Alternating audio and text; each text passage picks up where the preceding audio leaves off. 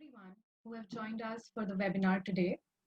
The topic for today's webinar is Evolving Role of Civil Services in the Contemporary Times.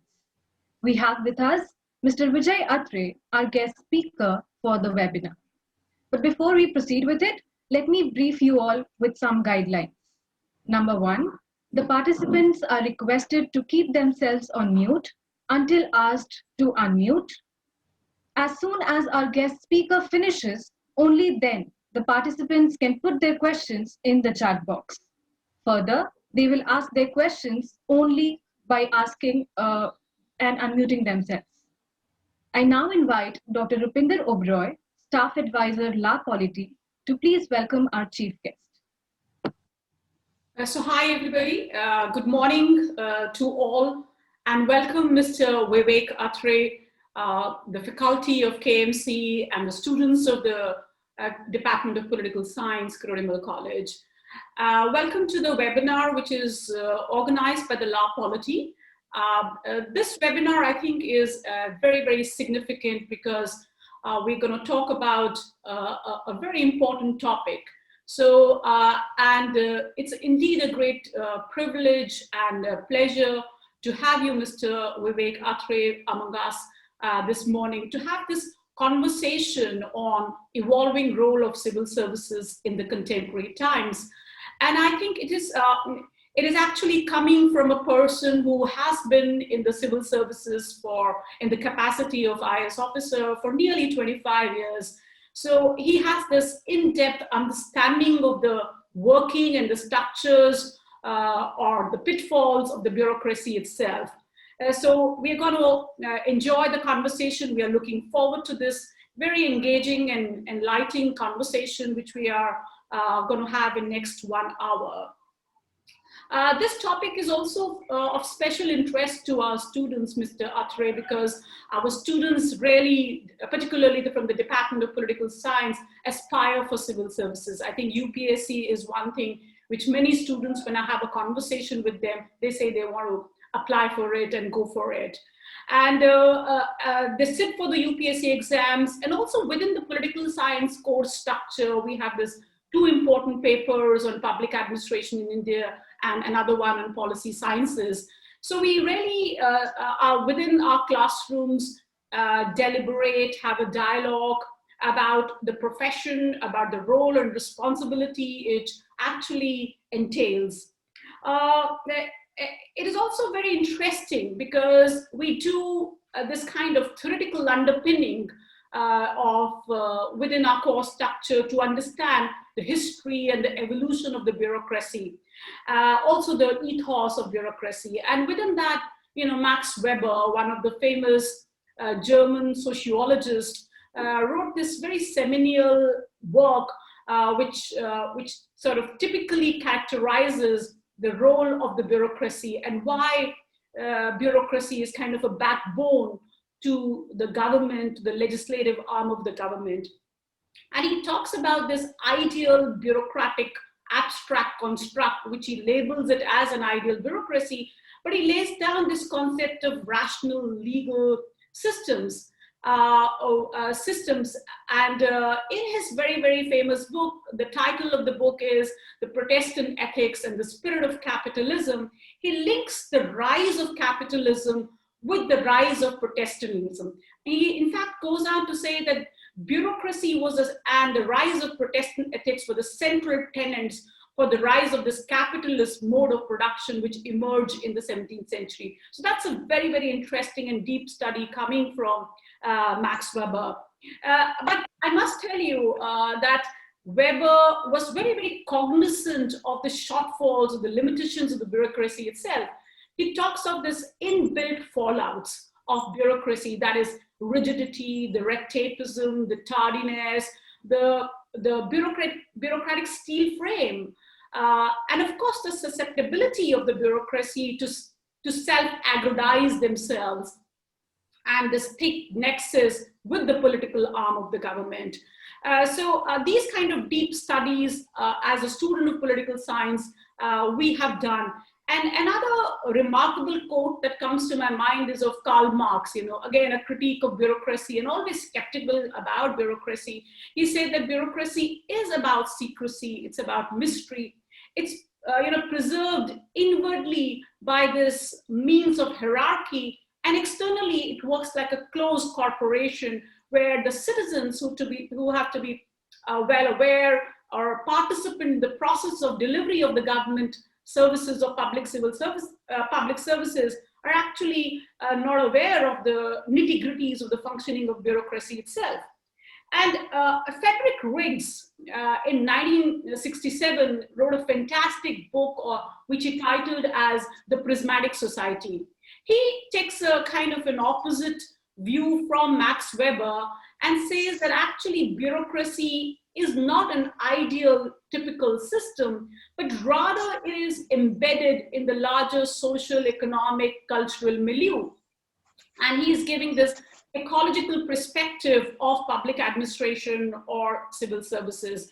And he goes on to say that bureaucracy actually is reflective of the key value structures which exist in society. So if we talk about the Indian civil services is typically reflective of what relationships exist in the society. So we very often call Indian bureaucrats the my-bap system also, because the kind of stranglehold they have on the administrative services. And nobody can, the district magistrate, and you would know that, Mr. Atray, is like a god for anything to move in terms of delivery of services or rule-making regulations and so on and so forth. Bringing it back to the Indian context, of course, we are talking of revamping civil services in India. We're talking about how to reinvent the bureaucracy and the government system itself so that it ensures good governance. And Niti Aayog itself, in its very, very important report, which was published in 2018, the report's name is The Strategy for the New India at 75, stresses on this need to put in place this kind of revamped, reformed system of recruitment, training, performance evaluation to ensure the effective and efficient delivery of services so that it is well in sync with the inclusive developmental goals of the country itself. And another report that comes to my mind is, or the term which the government of India has been using is, how can we make civil servants Karam yogi?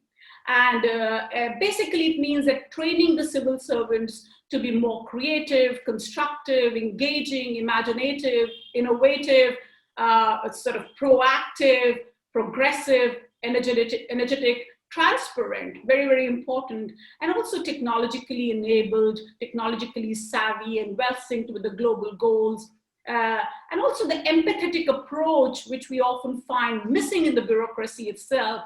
The cold face of a bureaucrat, it shudders. The common man shudders if they have to, go through these power corridors of the bureaucrats, because you find this kind of highly impartial officer sitting there, and you're not very sure how he can sort of help you. So that image of a bureaucrat, so much shrouded with power, secrecy, sort of non-availability to the common citizens, is what we need to break if we want the Indian administrative system to be really reaching out to the last man. That is what civil service ethos, in my mind, should be. So within this, different paradigms of understanding civil services, it would be very, very interesting today morning to understand from a very, very, kind of a specialist, Mr. Vivek Atray, because you've been in the services for nearly 3 decades. So I know, and I believe that you know the in and out of the system and you've watched it from the close quarter. So that kind of knowledge cannot come from what we teach in our papers. That knowledge comes from a person who has been on the seat, who has seen the structures from inside and not really reading it from the books as we and my students often do. So So it's a great privilege and a pleasure today morning to have you with us. And with this, I would also provide a small brief background of Mr. Atray. Mr. Atray is an author, motivational speaker. He's an ex-administrative service officer, as I said. And he's also author of many books, to name few, Finding Success Within. Another one I think he wrote was Move On, Bunny. And another third one is what I got from the net is Dubeji Bounces Back. And having worked with Indian civil services for nearly 3 decades, he took this voluntary retirement to pursue his passion for speaking, talking to the young generation, and motivating them about the leadership issues.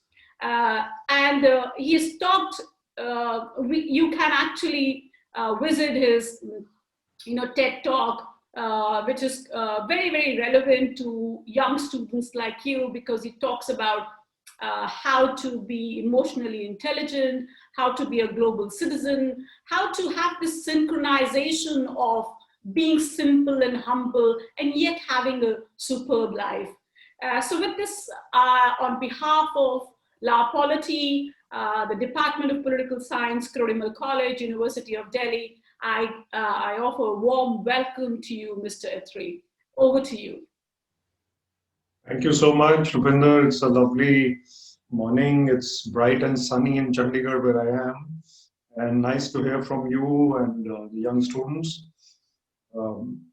Thank you for the warm introduction. It's really a special privilege for me to be speaking to very bright students of Kirori Mal College, KMC as you call it, I believe.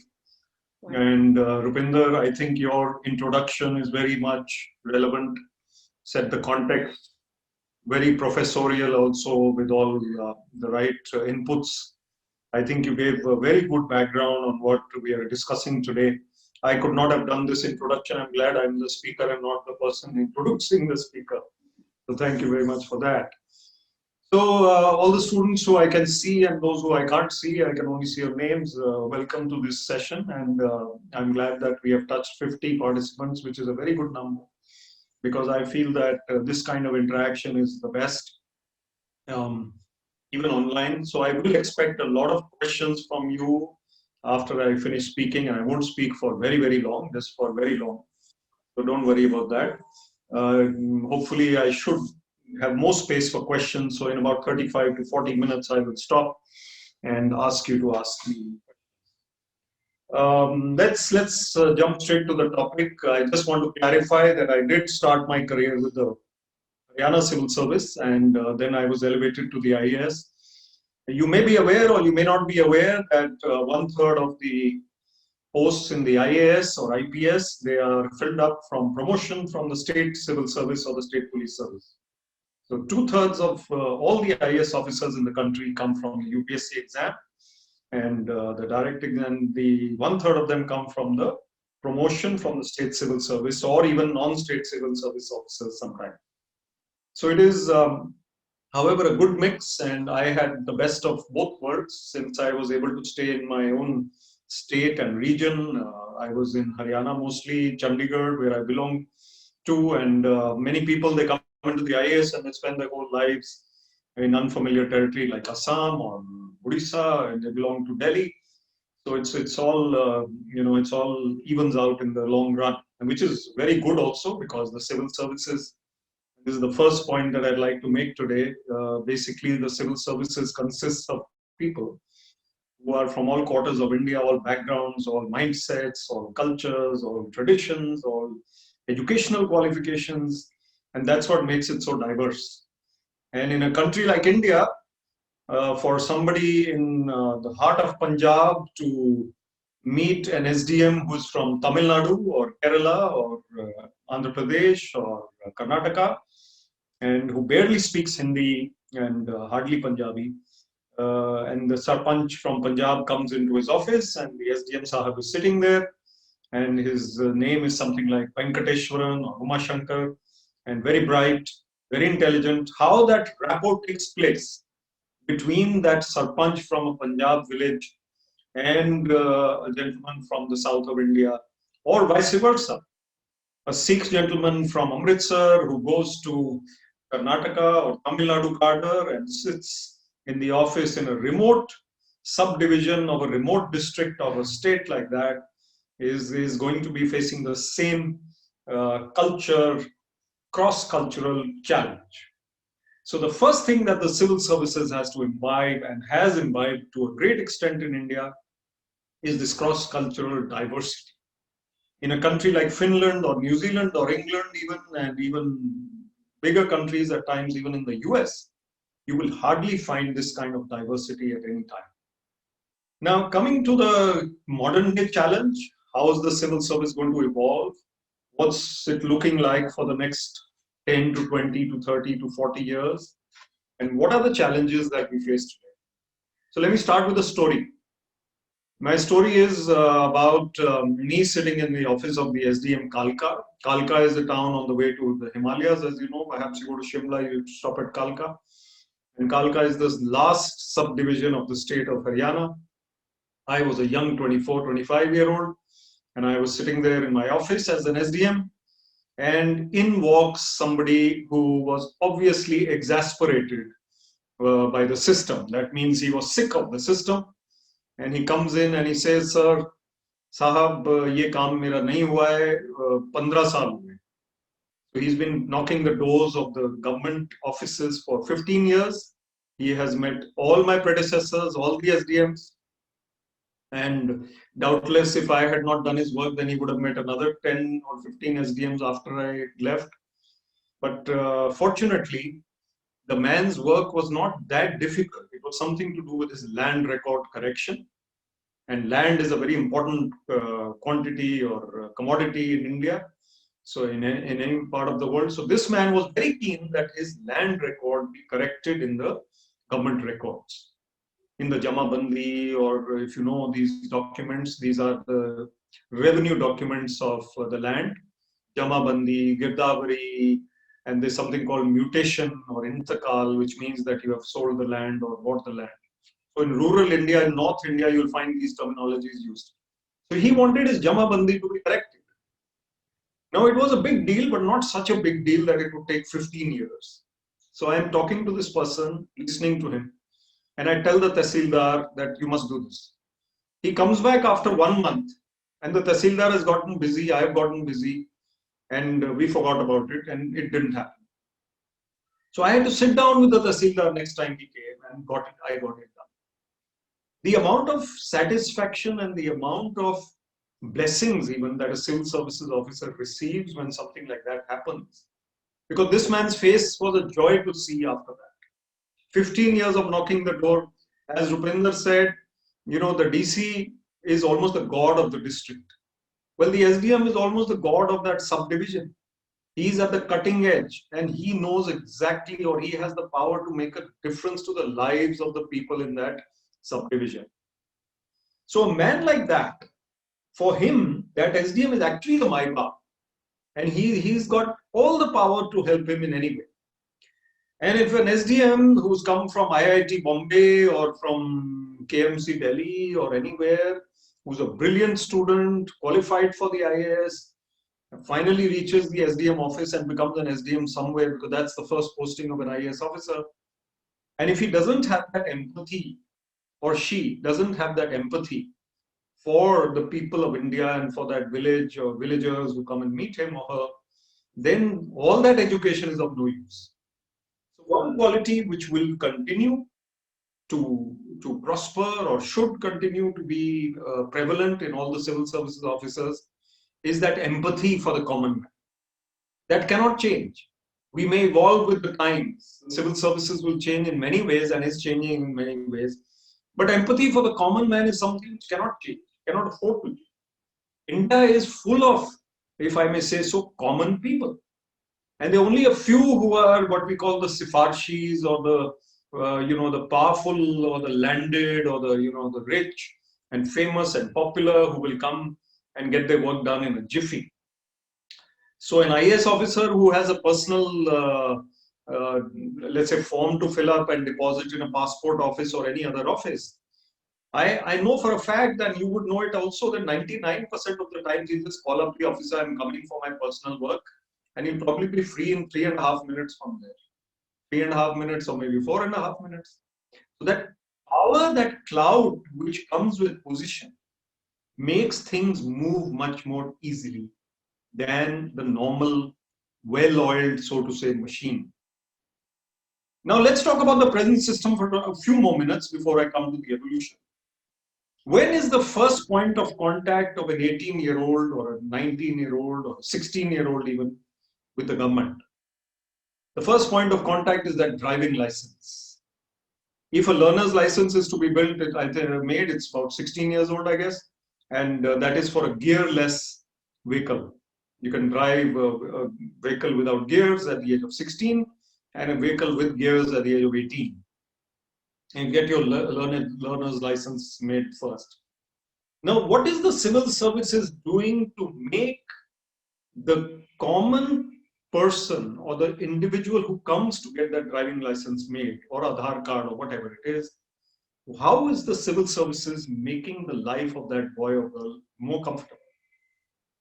There seems to be a big chasm between the perception and the reality that an officer has. He thinks that he's sitting in his office, everybody is able to access all these facilities very seamlessly, very transparently, whereas the person sitting outside is an agent, who is a kind of agent who gets licenses made, who gets Aadhaar cards made, who gets birth certificates made, and he charges a bit of money from that person.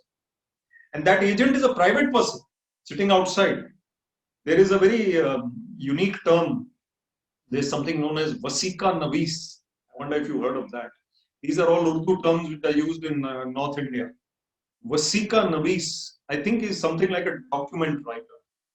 So this document writer will be a kind of double agent also. So what he'll do is he'll take a little bit of, let's say, 200 rupees from that person to get his form filled up and his license papers deposited. And he may even claim that I have to give some of this money to this person sitting inside the office, who's a Sarkari employee. What is the perception that the 18-year-old has then of the government office? He or she comes away thinking that India is a corrupt country. There's lack of transparency. What is the SDM Saab or DC Saab doing about it? They don't know most of the time. And if they know and they are deliberately allowing it to happen, that's even worse. But most of the time, they don't have the time to go and visit that spot where people meet that first entry point. The DC or SDM have never visited that spot. Nobody is alerted to the fact that the DC may come and see us in public dealing. Which brings me to the most important point of civil services, which is that public interaction. Who is the civil services for?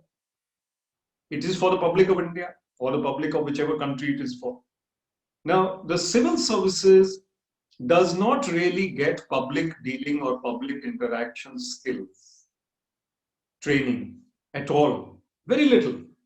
Even in Mussoorie, which you all dream of, I know all of you dream of going to Mussoorie one day. You want to be in the Lal Bahadur Shastri National Academy of Administration. That's a full form of what they call Labasna, right? But that place prepares us for a lot of things, but doesn't prepare us for the encounter with that rural, rustic, or urban, earthy kind of individual who will come and demand that his work be done. It comes from within, that quality of public dealing and interaction. So as a bright human being who is preparing for the civil services, let us not focus only on our subjects or on our GK, which is important, but also on our personality. Am I developing the kind of empathy? Supposing I'm from New Delhi, I eat burgers and I travel by metro and I live on Instagram most of the time, and suddenly I'm presented with these commoners who want their fard to be corrected. Fard is a copy of land records. So how am I going to do that if I'm in my own cocoon? That is my own mindset. I'm not concerned about the rest of the world. I wouldn't be able to do it. By the way, I know most of you live on Instagram. Some of you live in Gurugram and most of you live in Instagram, as I call it. The point is that there is no harm. I also am on Instagram. And the point is that we can follow each other, we can see each other's posts, we can live in that virtual world.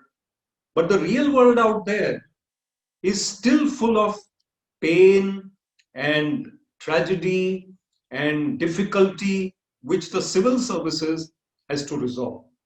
So as I said, empathy, dealing clearly with the public, dealing concisely with the public, listening to the public. One of the skills that you need to adopt if you're preparing for any career is listening skills. Very few senior or junior or even mid-level officers have that skill, that they listen carefully to the person who has come. If they do that, then most of the times they will be able to help that person in a better way. But if I'm full of myself, not bothered about what is coming from the other side, I'm not going to be able to really make any headway as an officer. And I'll say this at the end perhaps, but I'll say it now in the middle. Goodwill is the earning of life for a civil services career or for any career. You may have attained a lot of promotions and even become the chief secretary once you enter the civil services one day. But if you don't have goodwill and respect and reputation, then it's not going to happen. Now let's come to what is the transformative process of the civil services. You can see that society is changing, first of all. The expectations are rising. People are aware and alert. People understand websites of the government. People understand what is to be done to get a license made. In earlier times, they didn't know. They used to go to the office and ask somebody, which papers do I need to attach with this? The person will say anything and they will believe it. Today, the common man can find out from a website that this is what needs to be done. I can apply for an appointment for a driving license renewal or for a passport renewal. And the common man typically knows what to do. What are the expectations from the civil service in an evolving era, in a changed era, in changing times? The expectations are that they are still empathetic, they are still receptive, they are still listening, they are savvy enough to respond quickly enough. So what happens? Supposing I get 100 emails per day as DC, supposing I've opened an email account, Deputy Commissioner at Deputy Commissioner Panchkula for grievances. Anyone can email me their application and ask for redressal of the grievance. Supposing those 100 keep piling, and by the end of the week it reaches about 700-800. What is the time given for interaction, for action to be taken? I have to have, as a civil services officer, a team which is capable or trained enough to respond. Ultimately, whose reputation is at stake or whose work is involved? It is mine. So as an IAS officer or even an HCS or PCS officer or as an IPS officer, I need to have sharpened the skills of my team so that they can respond adequately to such emails or such requests. Many of them may be baseless. They may be complaints against so-and-so, against so-and-so, against so-and-so. Some of them may be genuine requests which can be redressed very quickly. Some of them may be doubts. Some of them may be suggestions. Some of them may be just greetings. You never know what kinds of emails come to the DC or requests come. So you have to ask somebody to sift through them, to select those which matter, which are time-bound, and get cracking. A DC or an SDM or a civil services officer in any department who is responsive, alert, who is replying quickly to whatever is coming to him from anywhere, is going to be on the ball, ahead of the game. What is it that is needed from the civil services officer in the present era? Everybody is tech savvy enough to reply. Everybody knows what WhatsApp is, what Instagram is, and where are we being, let's say, where are the requests coming or where are the applications coming from. Many departments have automated grievance redressal systems. So you have to go to that software and find out what is needed to be done. There are also file management systems these days. So in the evolving era, in the new era, there are automated files. Many departments have done away with bulky paperwork. So I was director of IT many years ago, and we were trying to make the offices paperless offices, everything on email, everything electronically done. But we couldn't do it. So I said that let's not try for paperless, let's try for less paper at least. Reduce the paperwork, reduce the documentation, save data in your computer or on the websites. So I'll give you an example. You go to a dispensary in New Delhi for a checkup, and then you happen to travel to Jodhpur, which may be your hometown or whatever. You go to a dispensary in Jodhpur for a checkup. Is it possible that the data from the New Delhi dispensary is available with the Jodhpur doctor? Of course, it's possible. If there is a central repository of health information and there is a unique ID based on the Aadhaar card, then it is definitely possible that a person going for a checkup to any government hospital in India or even a private hospital can be treated according to his past history. Now, you and I may not know that history or remember that history or which medicine did the doctor give me 6 years ago. But if the computer tells me that it is possible to know, then I should be able to get the benefit of that. Now, in this era, with this kind of technology available, is it not necessary that the government or the officers try their level best to implement such programs for the public benefit? Why is it that Finland or even Croatia are known as the best e-governance countries in the world? Because everything is there and everything is seamless. You don't need to do anything. There's no information missing anywhere. And probably the whole country, every inch of it is covered by CCTV cameras as well.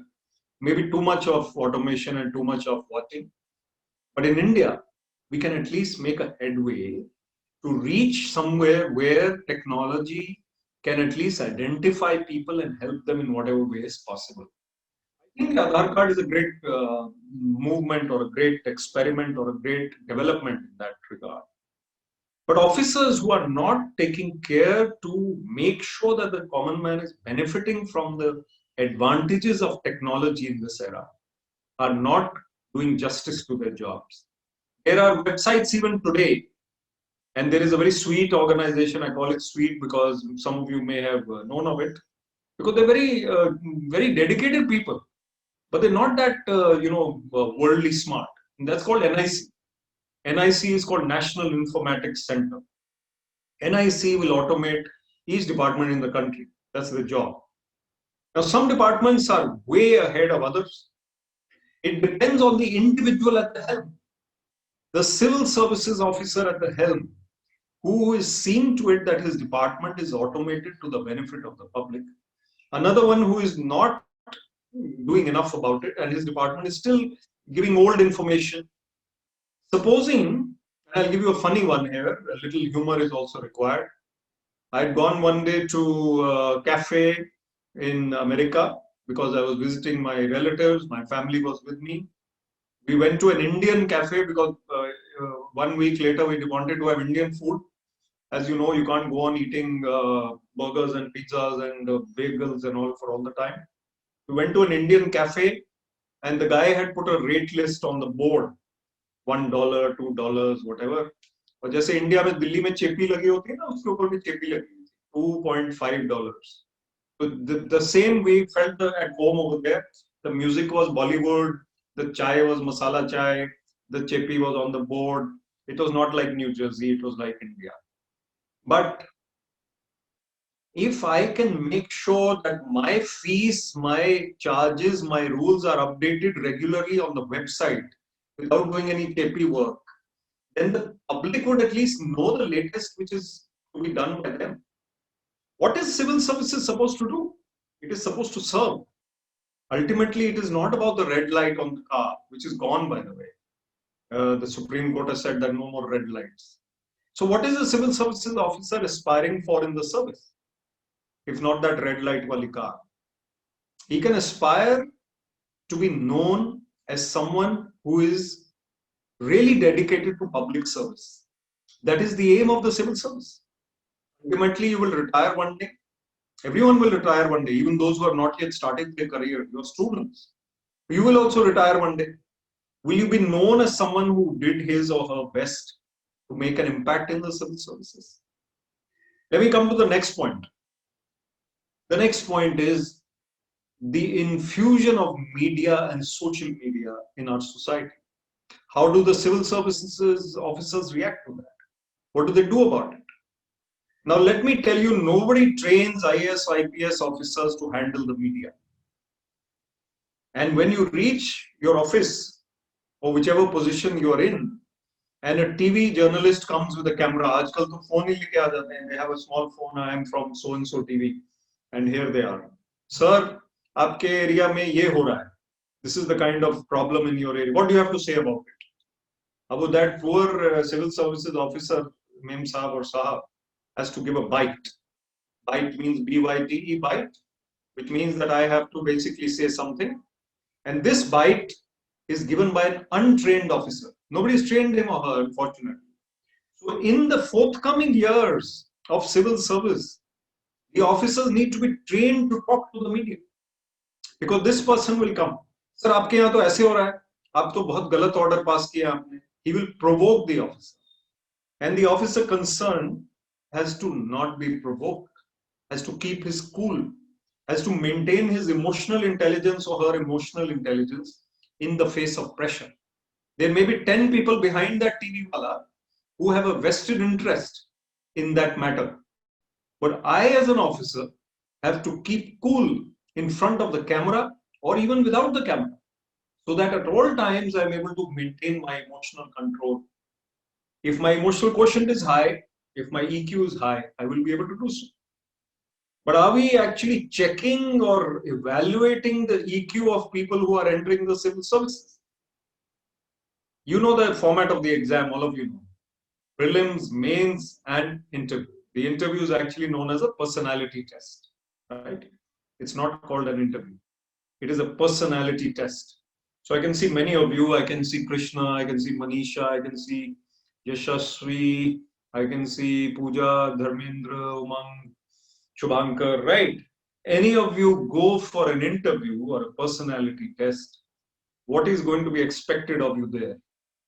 In 30 minutes, 35 minutes, they're going to try to evaluate whether your personality is suitable for the civil services. I personally feel it's not enough time. I cannot get to know someone in 30 minutes. Most of you are youngsters and you know that when you go to date someone, you go out for with your girlfriend or boyfriend, how much can you find out in 30 minutes about that person? You cannot. And parents often tell youngsters, go and see this prospective bride or prospective groom. How much can you find out in one meeting or two meetings? So how can the civil services officers who appear before the board be evaluated correctly? There are so many people who come in with the wrong EQ. Because in that 30-35 minutes, it's not possible to find out. Yes, he got 100 out of 100 in maths, 100 out of 100 in so-and-so. Nowadays, of course, Delhi University is famous for 100% marks. So everything is 100%. But the EQ is lacking. I think going forward, we need to evaluate the civil services officer's EQ. Will he or she be able to remain balanced under stress, under duress, under a lot of expectation from media, from chief minister, from senior officers? Let me give you another story at this point. So I was the SDM of Kalka again. I have many stories from Kalka. If you all see my Josh talks on YouTube, you'll search my name, you'll find me on YouTube. You will find that the Hindi version of a talk I have is about probably 20 lakh views. I'm not joking or bragging, it's actually that. And the English version of the same talk has about 7-8 lakh views. Okay? So in that, I tell them this story, but I'll just tell you briefly over here. I am the SDM, and the governor of Haryana is supposed to visit. Rather, the agriculture minister of Haryana is supposed to come to the Pinjore Gardens to inaugurate Mango Festival. In the summers, Mango Mela. Indoor gardens near Kalka are famous for mangoes, and there's a mango mela going to happen. Now, you might think that civil service is all about farmers' agitation and this, that, and licenses and all. No. A lot of time is spent in protocol duty. Madhuri Dixit is coming to shoot a film, SDM is there. So and so is coming with his family for a politician is coming for a kind of vacation, and he's a senior guy, the speaker of the Lok Sabha, let's say. The SDM is there on duty. So I am there on duty, and the agriculture minister is coming to inaugurate the mango festival, and the DC Saab also comes, and the SDM. DC comes and says, please find out how long will the agriculture minister take. And I phone up the agriculture minister's residence because there was no mobile in those days. This is the mid-90s I'm talking about, early in my career. And I call up the SDM, the agriculture minister's house. The attendant tells me that the minister is sleeping. And this is at 4:30 in the afternoon. He's supposed to reach our venue at 4:30. The minister is sleeping about 40 minutes away in Chandigarh, or 30 minutes away. And I am like, but he has to come to this function. He says, nahi saab, wo nahi aayenge. Now, I go and tell the DC he is not coming. So the DC and I are just wondering what to do. Itne mein what happens, we get a message that the governor of Haryana, on his way from Shimla to Chandigarh, will stop at the Pinjore Gardens right now. We already had flowers in our hands because we were waiting for the agriculture minister, right? Suddenly we see a cavalcade of cars coming with the governor in that, and governor gets out of the car. He knows me a little bit because I know the DC and me because he's been coming off and on previously. He comes out, he sees flowers in our hands. He is so shocked to see flowers in our hands because he just decided on the spur of the moment that I'll have a cup of tea at Pinjore Gardens. And I'm like, sir, welcome to Pinjore. And he's like, aapko kaise pata chala ke hum aa rahe? He was very surprised. I said, sir, I didn't say, I just gave him the flowers. Then he looks around, he looks at the mango festival decorations. And he sees the ribbon and all. He's a very intelligent man, governor. So he says, ye kya ho raha hai? Sir, mango festival. Kya karna hai? Now, we didn't have a chief guest, right? Our chief guest was sleeping in Chandigarh. And governor is much senior to agriculture minister. You can't substitute the agriculture minister by the governor. ऐसा नहीं होता, उल्टा हो सकता है. The governor was to come and agriculture minister cuts the ribbon because governor couldn't come. What did the governor do? हम कर देते. Now who is going to stop the governor? So he goes and cuts the ribbon without thinking. And he goes ahead, and the newspapers were, next day they said agriculture minister was to come and governor cut the ribbon. But my emotional intelligence and the DC's emotional intelligence is tested in such situations. Can we, on the spur of the moment, handle the situation? Can we do what is to be done? Can we be, without panicking, without being, ruffled? Can we act in a dignified and calm manner? These qualities are going to be required even in 2050 or 2100 AD. And going beyond, civil servants will have to remain calm. And then there is Twitter and Instagram and Facebook, where all kinds of people say all kinds of things to everybody. We know what is happening in the country nowadays. All divided opinions, everybody shouting at each other online. The civil services officer still has to remain calm.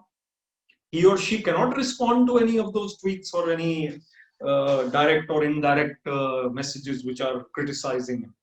He cannot lose his cool, neither in public nor anywhere else. And going forward, what else is required? Let me come up with a couple of more points and then we'll take questions.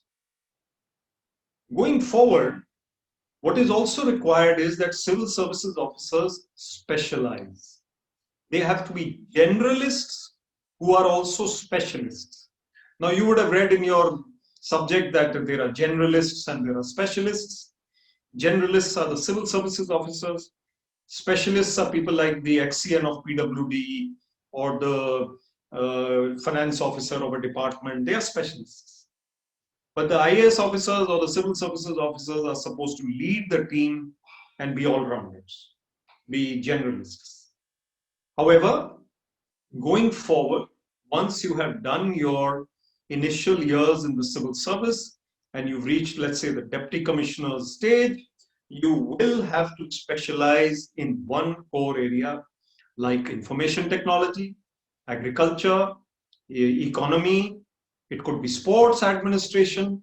So most officers going forward will be expected not only to be generalists, but also to specialize in one or two areas of governance, of administration. And if they have to do courses for that and study for that, it's fine. The government really helps civil services officers in studying ahead and further. You may or may not know that you get 2 years of study leave in the government service. 2 years of leave to study and you get full salary. That means that you study for an MBA or a master's or a PhD or whatever you do, and you can take leave for 2 years and get full salary. So the government really offers you all kinds of incentive to upgrade yourself, to specialize in something, to study in depth something or the other, and also sends you for something like, you may have heard of the Colombo plan. So there's a Colombo plan by which countries exchange officers, and these officers go and study in other countries or universities to upgrade their skills and exchange information and ideas. There is also things like, there are also scholarships which are also available to officers for this purpose. Many officers go abroad and other countries and other districts and states. Coming to the last point, or second last point, which I'm going to make to you, it is extremely vital that ethics are a part of the civil service, even going forward into whatever era we go. Ethical administration, ethical governance, extremely vital. Why? Because the whole country is looking at the government. The whole country is looking at that police officer on the road.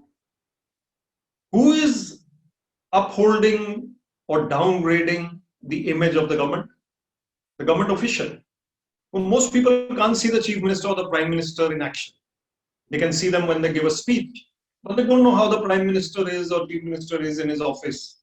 The point is that the cop or the patwari or the doctor or the teacher, those who are more visible faces of governance, they are the parameters by which the government, or the public rather, judges the government performance, efficiency, transparency, etc. But we are not training them enough to handle themselves in the public eye. What is handling themselves in the public eye like? Supposing an ASI or a sub-inspector has been asked to do a certain job on the road. He is standing there having a lassi, let's say, with the lassi wala nearby, and he is kind of looking at his phone, not bothered about what's happening. He doesn't know that everybody is watching him, or he knows he doesn't care. So the point is that public perception management is also something which is very important. How am I behaving in public? As a civil service officer, how are my mannerisms? How is my body language? How is my eye contact with the person who comes to meet me? Am I shifty-eyed? Public milne eye, and I'm looking at my phone, or I'm looking at the window, or I'm not listening carefully. Not the right thing. In most westernized or developed countries, you will find that the person who is dealing with the public is trained to deal with the public. So going forward, it's going to be very, very important how they appear, even the appearance, even the dress code of that officer has to be above par. He or she should give that aura of being someone who is dignified. Doesn't have to be glamorous. Doesn't have to be kind of swanky or something in his dress or her dress sense, but has to be dignified. So it's important that the bearing, the conduct, the behavior, the kind of demeanor that they have is also above par, and the kind of conduct is very, very important. Now, an officer or a doctor, let's say, in the public health service, we are in the middle of a pandemic even now, has been through a lot of stress. And he or she has children at home who is not able to meet because of the pandemic. because they're not advised to meet their own children. And he has to now meet, let's say, the family of a patient who suddenly passed away because of COVID or whatever. He's going to break down because he's already under stress. He's a human being. And those people are obviously demanding, why did this happen to our relative? He has no training. He has no control. So going forward, this kind of stress management, public perception management, EQ upgradation, and behavioral training is extremely important for the civil service. Technology is not a bottleneck. Technology will always be a part of our lives. Everybody knows how to enter and exit the metro. Everybody knows how to see or pay your Google Pay or whatever it is. You've seen that advertisement on TV whenever you watch cricket, the boy who stops the auto, the auto stops in the middle of the road and the policeman is blowing his whistle. And the boy is saying to the policeman, "Bhaiya, kitna hua?" He says, "Sir, Nawasi." Now, Nawasi, the boy doesn't understand. Nawasi is a Hindi kind of number. So he says he doesn't understand what is Nawasi. So he's about to, sorry, he's not Nawasi, he's saying Unyasi. Unyasi, which is 79. And he is actually thinking it's 89. So he's about to pay the auto wala 10 rupees extra. But then he doesn't. He asks him, "Bhaiya, batana phir se," he says 79. So he pays him the right amount. And then he says, "Main jaldi karta hu, main jaldbazi nahi karta." And the cop is blowing the whistle.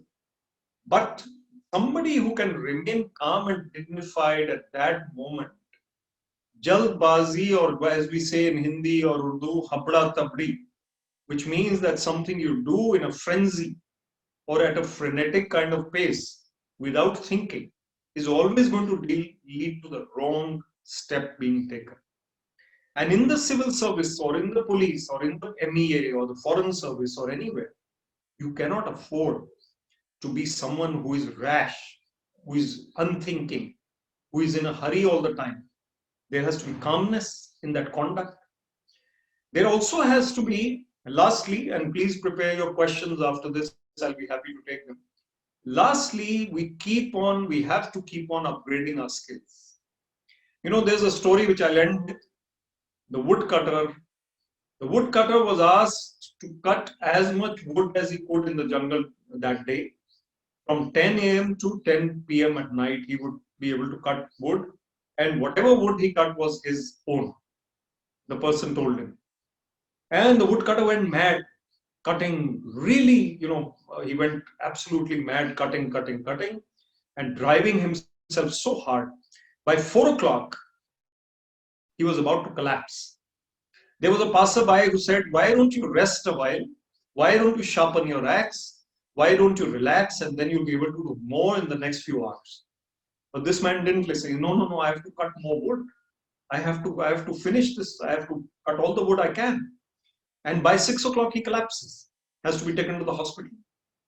So we, as human beings in this era of 2021, whether we are civil services officers or not, have to keep on revitalizing ourselves, rejuvenating, refreshing, renewing, re-energizing. Extremely important for us to do that. If you don't re-energize yourself, you're going to find that you're burning out. Your vacation, your meditation even, if you meditate morning and evening, even youngsters, you'll find that you're much better prepared to take on this world with all its various things happening, all the pressures you can handle. So I think these are things that need to be done in the civil services going forward. Self-development is the key. Every civil services officer, every part of the civil services has to be trained or oriented towards self-development, self-improvement, maintaining those qualities of head and heart while technology goes on, while the media keeps intruding, while the courts and the various other quarters keep interfering with the work. It is necessary and possible to maintain that dignity and that calmness and that efficiency which is required. So thank you very much for listening. It's exactly 1 o'clock and I'm happy to hand over now for the questions. I could see a lot of attentive faces and I'm happy to see that, and I'm sure I'll have some good questions to be answered. Thank you. Thank you for your pearls of wisdom, sir. It was indeed very insightful. I request the participants to kindly pen down their questions in the chat box. Okay, so we have questions already. Will I So, take them? Umang, I'll take them directly because otherwise you'll have to read them out and that will be yeah. longer. All right, I can see them. all right. Okay, the first one is not a question, is the participants are requested to keep themselves on mute. So that's not a question for me, I'm sure.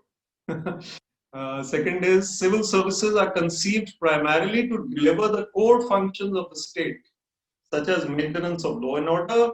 But now, due to globalization and economic reform, the role of the state has changed, and new challenges due to technical evolution. There is a higher demand of specialist officers.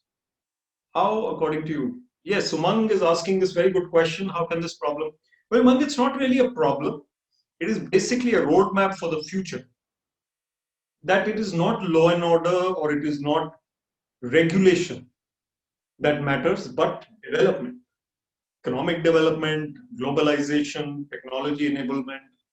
So, whereas the role of the state used to be to regulate, the police and the excise department are two departments which come to mind.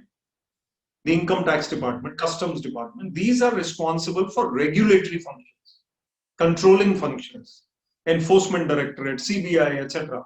They are controlling, regulating, monitoring. But there are departments like industries, agriculture, IT, tourism, cooperation. These departments are supposed to help people to improve their lives, to develop the country.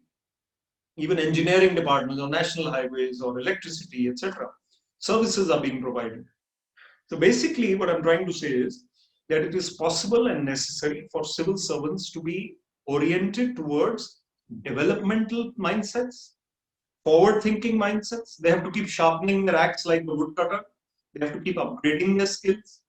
If Finland or Croatia or New Zealand or Australia are doing something better in governance than India, we should be able to adopt those ideas. Education and healthcare remain the primary sectors for focus. Even today, education and healthcare, until we get them in order, and we will see in the pandemic even more, unless we get them in order, we will not be able to prosper as a country and take everybody along. So people need to be specialized in such matters. So it is possible with intensive training, with proper recruitment, with proper planning. Okay, then I've got Prakrat, which is an interesting name. Prakrat is asking, sir, how do you see lateral entries taking place from private sector professionals at the level of joint secretary in central government for sectoral expertise and lateral induction being resisted by civil servants recruited by UPSC and state civil service? So, you know, one of the things about the bureaucracy is that it is resistant to change, right? Those of you who have seen Yes Prime Minister or Yes Minister, I'm sure Rupinder has. Any of you who haven't, please watch Yes Prime Minister or Yes Minister, which are British shows. But then the British bureaucracy is what we have inherited also. They are as obstinate to change as anybody else. And you will see Sir Humphrey in that and the way he speaks, and he always says no to the minister. So you have to see that the civil services generally resistant to change. However, the lateral entry is a good idea in my view. If specialists come into certain areas of governance, I am all for it, and they should be allowed to come. I think nobody should resist that. We have an example of Mr. Nandan Nilekani, who came as a minister, and he basically came in for the UIT, and he did a great job of it. The point is that someone coming in with fresh ideas without administrative experience can make a change. Generalist IAS or IPS or IFS or IRS officers are required in certain core areas where perhaps we cannot have lateral entry. For example, let us say the Intelligence Bureau. The police cannot allow people from outside to come in there. Let us say the Finance Ministry also. You can have some experts. You can have Arvind Sundaram, I think, was there. You can have people coming in, but there are certain domain areas where only civil services officers are required. But I see a lot of opportunity for lateral entry. And I think it will make better people, quality people come in. I also know that the toppers of India or the best quality talent of India may not be wanting to come to the civil services anymore. But they don't want to go through that process of 3-4 years of preparing for the exam. But if they want to come in 20 years later or 15 years later, as lateral entry entrance. Why not? I think it's a great idea. Okay, then I have Anjali. I think, did I miss any? Anjali, yeah. Ishita. So Ishita is asking, civil service started in India decades ago. What, according to you, have been the structural and functional changes, and what can be transitions in future? So I think I did answer this in my talk quite a bit. You see, in earlier times, it was all about paperwork. It was all about policy making and drafting rules and things like that when governance started in India, because we are laying the roadmap. Today, we are in the thick of it.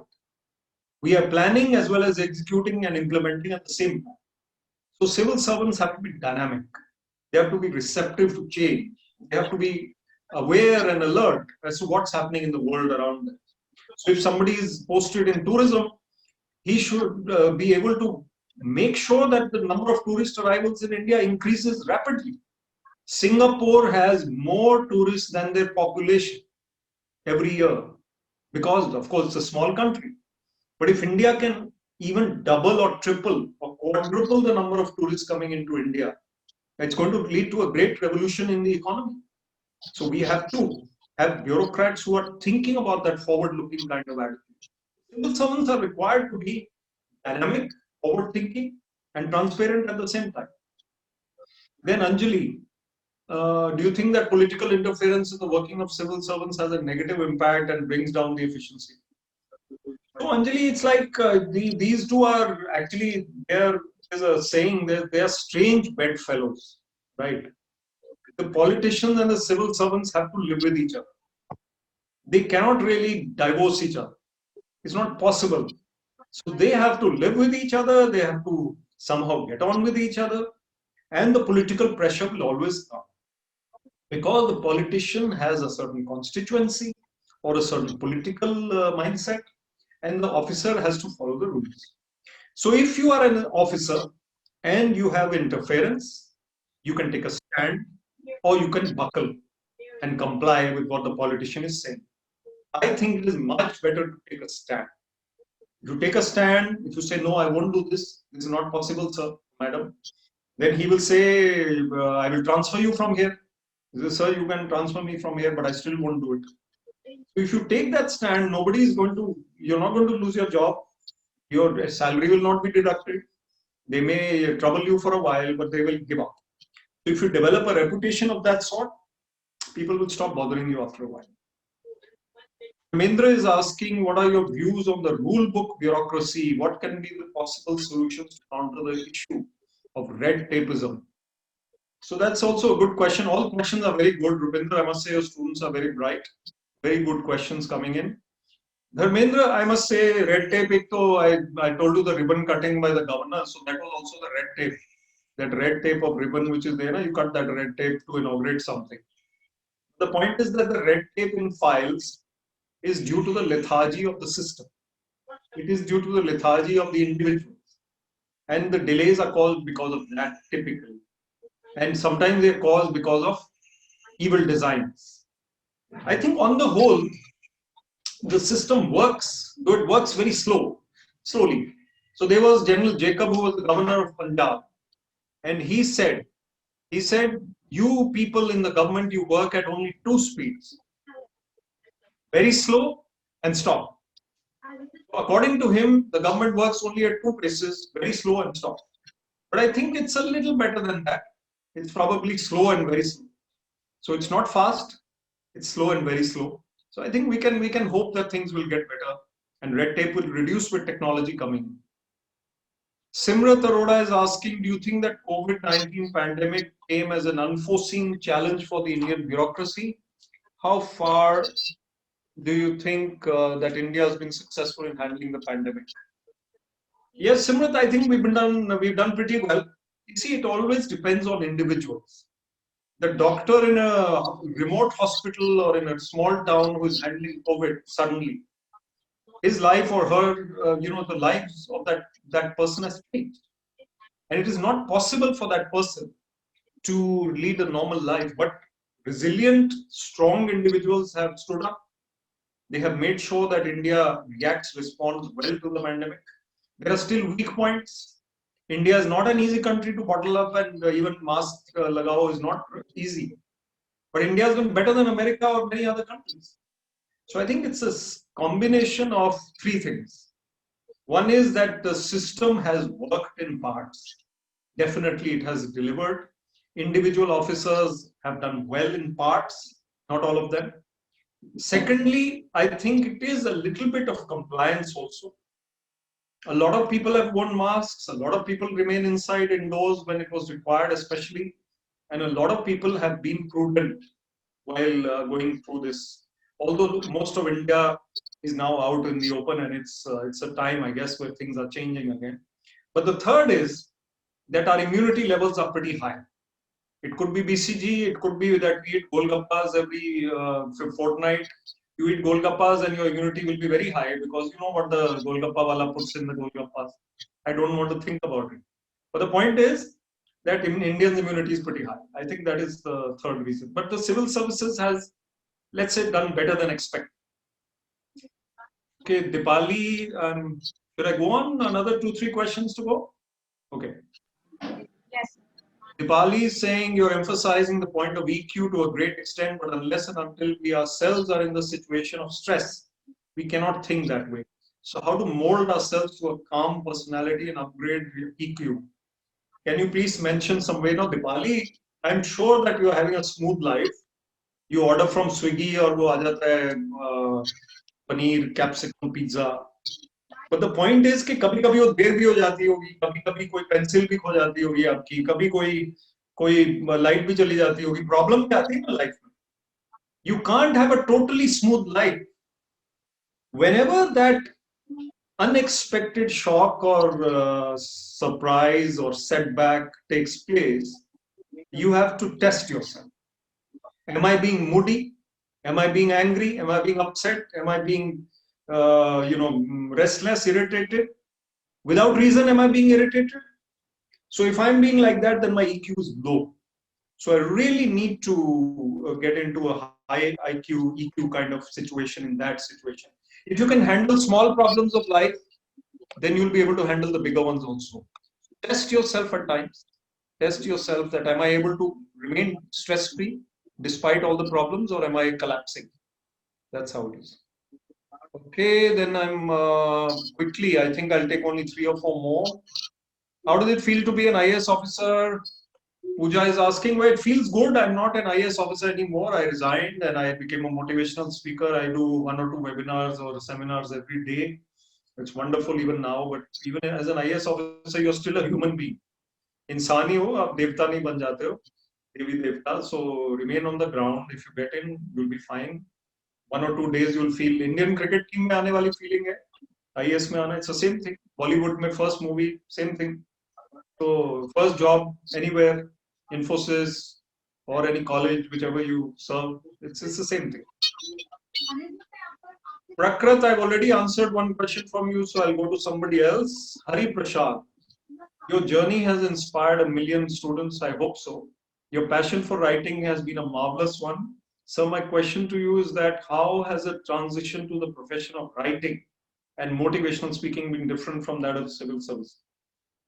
So Hari Prasad, you have a nice name. Hari Prasad, I would like to say that I feel that people have to evolve and change with the times. And when I was in the civil services, I was happy doing what I was doing. Today, I'm delighted to be a writer and speaker. I think you have to keep evolving, changing, and be creative. I think one thing we haven't mentioned, Rupinder Ram mentioned it in the beginning, creativity, innovation, the ability to adapt. So I think you need to be open-minded. You need to be creative. I felt that I need to motivate the youth because I'm a speaker already. I was in service. I had 2 TEDx talks in service. Now I have 6 more. So I have 8 TEDx talks. But the point is that if you are creative beyond a point, then you can't be in the government, right? So don't be too creative in the government. If you want to be more creative, then you leave the government and do what you want to do. Very few people leave. It's not necessary to leave. You can stay for 35 years as far as I'm concerned. But I stayed for 25 years. I was happy. And thank you for saying that. I hope all of you become my friends on Instagram and we'll keep in touch. Okay, I think that's it. Anjali is again asking questions. So those who have repeated questions, you can send me these on Instagram inbox, and then I can answer them to you there. I think I've answered one question from each student at least. Thank you. Thank you, sir. So I would now like to invite Dr. Rupinder Oberoi, Staff Advisor, Lab Quality, to kindly conclude the session. Yeah, thank you, Mr. Vivek Atray, because you can see the line of questions which are coming, which is a wonderful indicator for a speaker to understand that the audience was very, very receptive and curious to engage with you more. I understand that you have little time, you have to go for another engagement, but thank you very much again for sparing the time with us on the Saturday afternoon.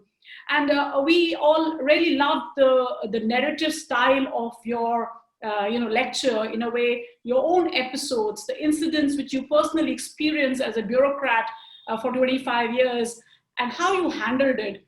And this underscoring of empathy, underscoring of how the officers need to be very, very grounded, realistic, well balanced with the EQ, which is an important criteria to even enter civil services. But the EQ is emerging as a significant element in our personality of how to actually handle the crisis or real life situations. And we all know, Mr. Atray, that we are living in a VUCA world where volatility, uncertainty, complexity and ambiguity are the things that we are dealing with almost every day. So I almost agree with you on the fact that EQ has critical thinking, the communication skill, empathy have become some of the important traits which we need to hone up on and develop as US students. And as a teacher, we also have a responsibility of taking the experience of learning to the ground level to synchronize this bookish theoretical understanding with what are the ground realities, both within the country and globally. How do we match this kind of understanding, which have become the quintessential traits of a successful person in whatever profession actually you go for. And,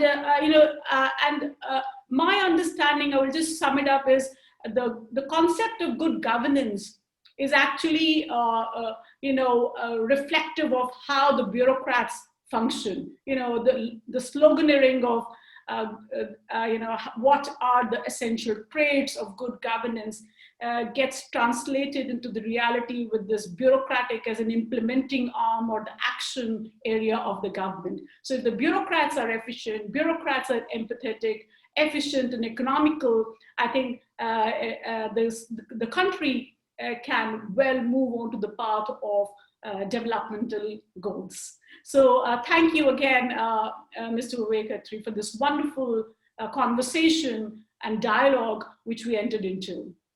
Thank you, Rupinder. I think it was my pleasure and very, very good feeling. I get good vibrations from this webinar. I'm trying to be very perceptive about vibrations nowadays, intuition, and meditation helps. So I must tell you all that if you want to be successful in life, find time for meditation, self-development, calmness is your friend. And I'm a motivational speaker, so you can watch some, this was more of a kind of analytical discussion we had today, but if you want to watch some motivational speeches, you can go to YouTube and find me. And Instagram, of course, I'm there. And as Rupinder ma'am said, I think you are, sorry, I'm calling ma'am Rupinder because the students are there. Unki taraf se ma'am bol raha hu. So basically, you really have to have that empathy, the EQ, as I also emphasized, and develop your communication skills. I was not a speaker when I started off. I was shy. I couldn't speak like this. I'm sure Rupinder could not speak like this in some point of her life. But the point is that all of you can become good communicators at one point. So keep working on that also.